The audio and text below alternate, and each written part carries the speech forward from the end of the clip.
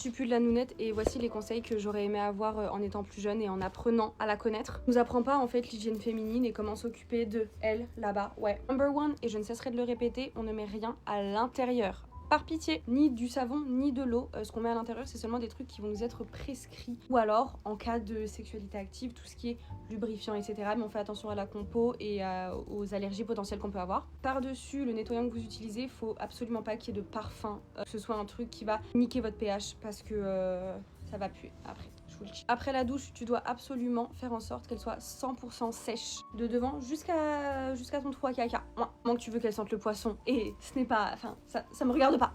En été, mais aussi si vous allez au sport, que vous pratiquez un sport, changez-vous dès que vous pouvez après. Vous allez à la salle, soit directement dans les vestiaires, vous changez le sous-vêtement et le vêtement que vous avez par-dessus. Sinon, dès que vous rentrez chez vous, dès que vous pouvez, vous le changez. Maintenant, c'est pas absolument une catastrophe. Si vous ne le faites pas, ça veut pas dire que vous allez avoir une infection directement, mais c'est bien de garder ses habitudes autant que possible. En fait, je pensais pas que ça se faisait encore, mais les gens qui s'essuient d'arrière en avant, on change ça de suite. On fait vraiment d'avant en arrière, du trou à pipi jusqu'au trou à caca, jamais l'inverse, à moins que tu veuilles avoir des bactéries de caca dans ta nounette, et je n'ai pas besoin de te faire un dessin pour te dire que ça va puer, je pense. Quand vous êtes chez vous ou n'importe où vous pouvez le faire, utilisez de l'eau, vous avez des poires ou des bidets portatifs.